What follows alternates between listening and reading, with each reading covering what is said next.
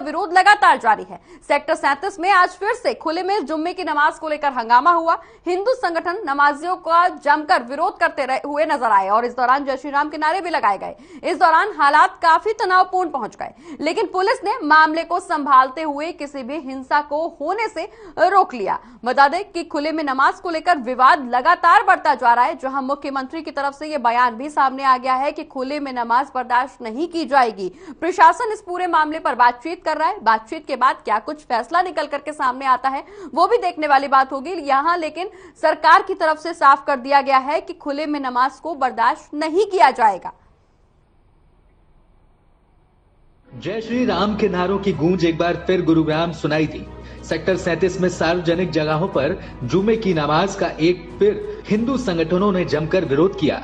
इस दौरान यहाँ हालात बेहद तनावपूर्ण रहे। दोपहर 12 बजे के बाद से ही सेक्टर 37 वाले नमाज स्थल पर 2 दर्जन से अधिक हिंदू संगठनों ने भारी संख्या में जुट होकर विरोध किया। इन लोगों ने सीडीएस विपिन रावत और अन्य सैनिकों की हेलीकॉप्टर दुर्घटना में निधन पर श्रद्धांजलि सभा का कार्यक्रम रखा था। गुरुग्राम के सेक्टर 37 में आज एक बार फिर खुले में नमाज का विरोध देखने को मिल रहा है। हालांकि आज के दिन खुले में नमाज के साथ साथ जो हमारे देश के जो जवान थे जो शहीद हुए हैं एक हेलीकॉप्टर दुर्घटना के अंदर, और जो सीडीएस विपिन रावत जो कि चीफ ऑफ डिफेंस स्टाफ थे, उनकी मौत होने के बाद जो श्रद्धांजलि गुरुग्राम के सेक्टर 37 इलाके में जो रखी गई है श्रद्धांजलि का कार्यक्रम, जहां पर आसपास के इलाके के जो लोग पहुंचे हैं और यहां पहुंचकर इकट्ठा होकर जो श्रद्धांजलि उन सभी शहीदों को दी जा रही है।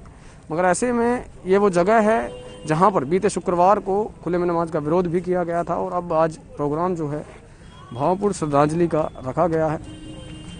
इस वक्त मैं आपको दिखाना चाहूँगा कि जो लोग यहाँ पहुँचे थे सभी नम आँखों से जो है श्रद्धांजलि देते नज़र आ रहे हैं, और ये सभी लोग आसपास के सेक्टर 37, सेक्टर 10, खांडसा गांव, कादीपुर जो आसपास का जो इलाका है वहाँ से पहुँचे हैं और अपने देश को जो इतनी बड़ी क्षति एक दुर्घटना में पहुँची है उसको लेकर जो श्रद्धांजलि दे रहे हैं ये सभी लोग।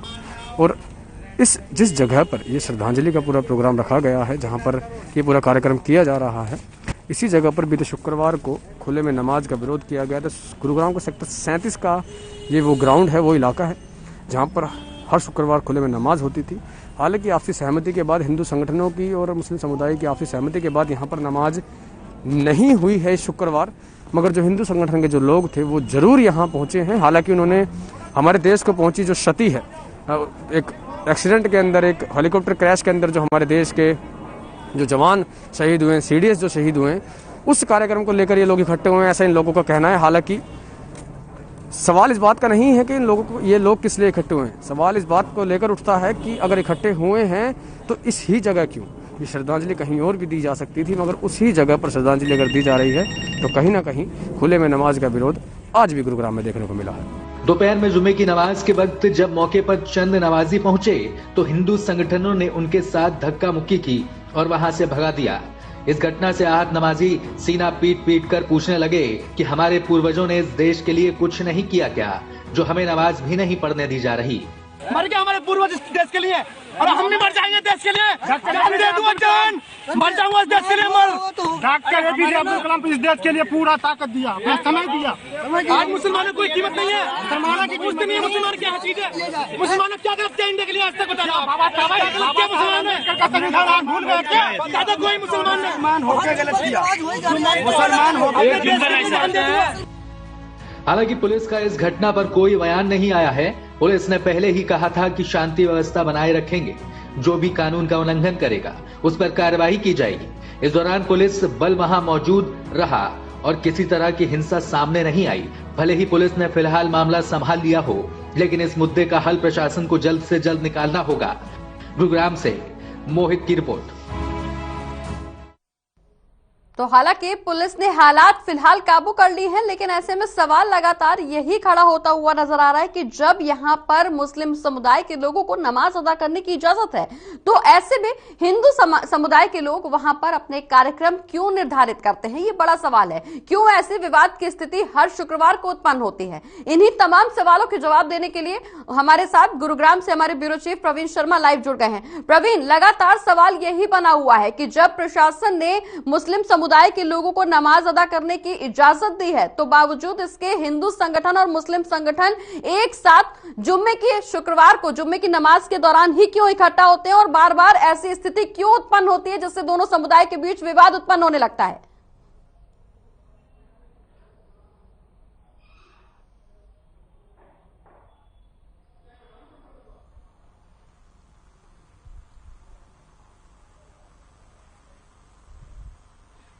खड़ा कब तक रहूंगा?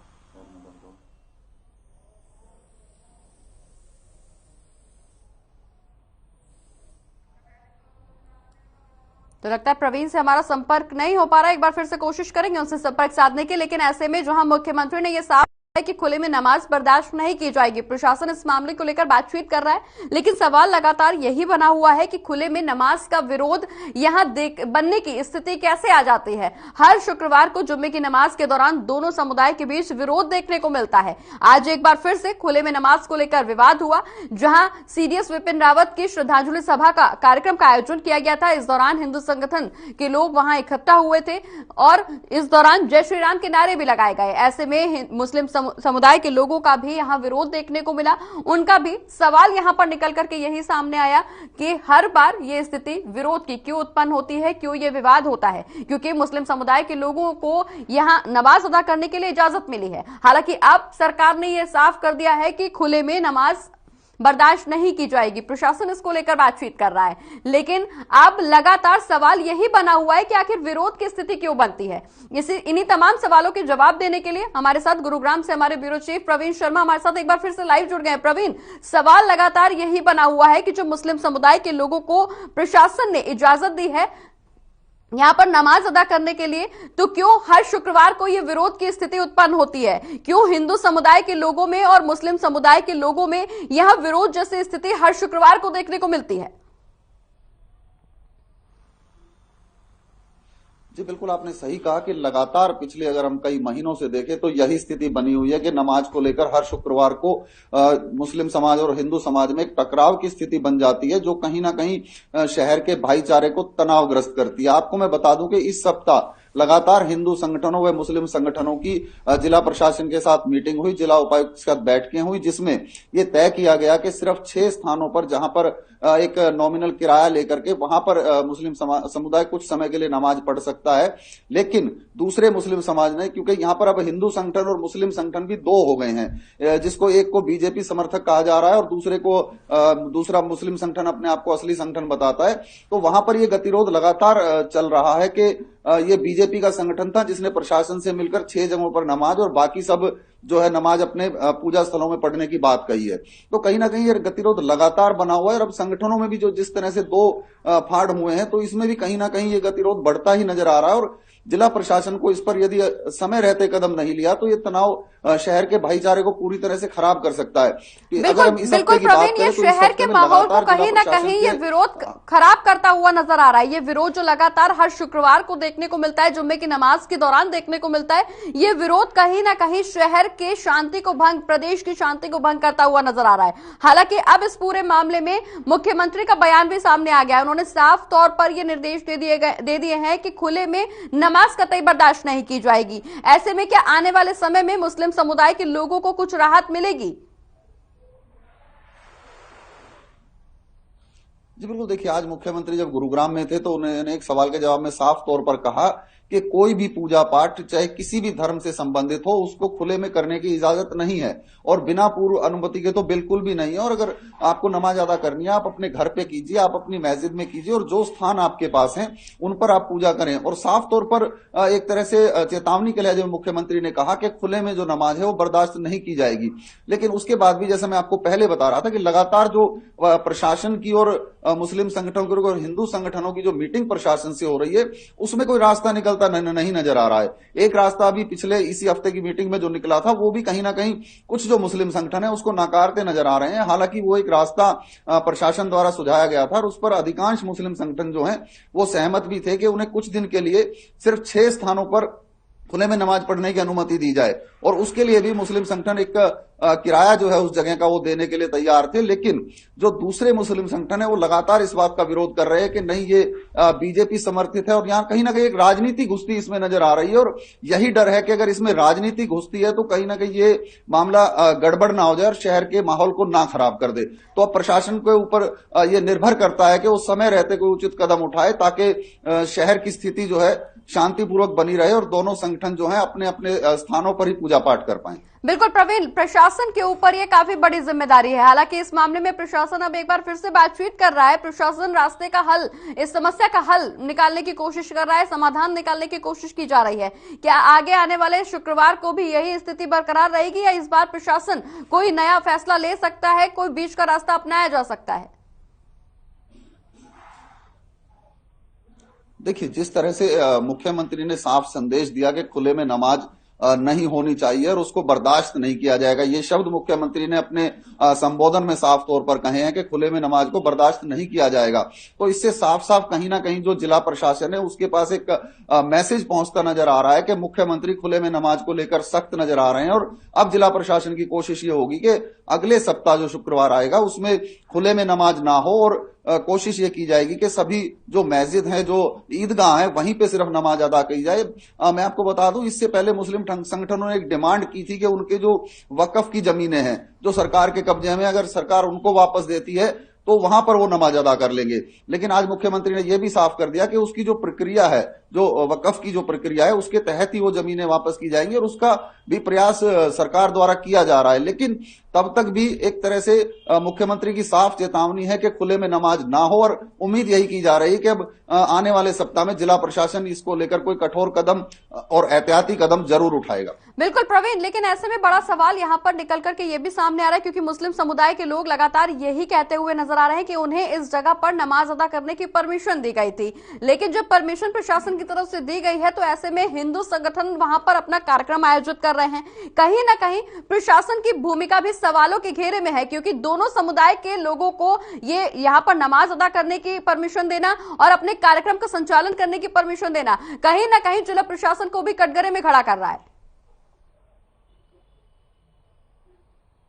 जी बिल्कुल, देखिए, जो हिंदू संगठन है उनका साफ तौर पर आरोप है कि जो परमिशन मुस्लिम समाज दिखा रहा है वो परमिशन 2018 में एक कार्यक्रम के दौरान दी गई थी, यानी ईद के एक मौके पर दी गई थी कि आप ईद के मौके पर, क्योंकि संख्या बहुत ज्यादा हो जाती है नमाजियों की, तो आप इन स्थानों पर अपनी नमाज अदा कर सकते हैं। लेकिन लगातार जो मुस्लिम संगठन है वो उसी परमिशन को दिखाकर इस नमाज को अदा कर रहे हैं। हालांकि अभी जो जिला प्रशासन के साथ, जिला उपायुक्त के साथ जो मीटिंग हुई थी हिंदू संगठन की, उसमें साफ किया गया कि अब खुले में नमाज नहीं होगी। जिसके बाद मुस्लिम संगठन जब जिला उपायुक्त से मिले तो उन्होंने 6 स्थानों की परमिशन कुछ समय के लिए दी है और वो भी पेड होगी। तो इस तरह से जिला प्रशासन की तरफ से अगर हम माने तो इस तरह की कोई अनुमति नहीं है कि खुले में नमाज हो, क्योंकि अगर थी भी तो जो अभी जो मीटिंग हुई है उसमें शायद वो वापस ले ली गई है।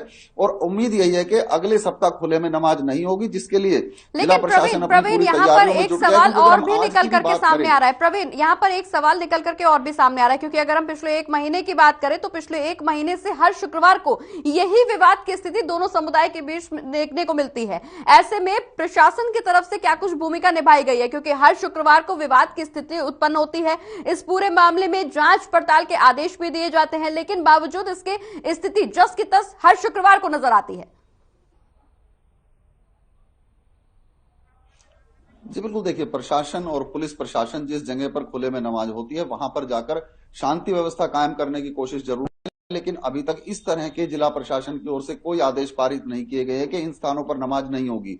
हाँ, इतना जरूर है, जिस तरह से पिछले सप्ताह जो कुछ स्थान प्रतिबंधित किए गए थे नमाज पढ़ने को लेकर, उन पर आज नमाज नहीं हुई है। और सेक्टर 37 का जो स्थान है वो भी उन्हीं स्थानों में एक आता है, लेकिन फिर भी कुछ जो मुस्लिम समाज के लोग हैं वो वहां पर पहुंचे और उन्होंने कोशिश की। लेकिन वहां पर जो हिंदू संगठन के लोग हैं वो पहले से मौजूद थे और उन्होंने एक श्रद्धांजलि कार्यक्रम हमारे जननायक के लिए रखा हुआ था। तो कहीं ना कहीं मुस्लिम समुदाय भी इसमें बराबर का भागी है कि समझौता ना हो, और ये समझौता ना होना कहीं ना कहीं बड़ा खतरा है समाज के लिए। और अब जिला प्रशासन बिल्कुल प्रवीण, समझौता नहीं होना कहीं ना कहीं दोनों ही समाज के लिए बहुत बड़ा खतरा है। एक माहौल खराब करने की कोशिश यहां पर की जा रही है। हालांकि प्रशासन अब पूरे मामले में बातचीत कर रहा है। मुख्यमंत्री ने यहां पर साफ कर दिया है कि खुले में नमाज बर्दाश्त नहीं की जाएगी। अब प्रशासन की बातचीत का क्या कुछ निष्कर्ष निकल करके सामने आता है, ये समय बताएगा। बहुत बहुत शुक्रिया प्रवीण, ये तमाम जानकारी हमारे दर्शकों तक पहुंचाने के लिए।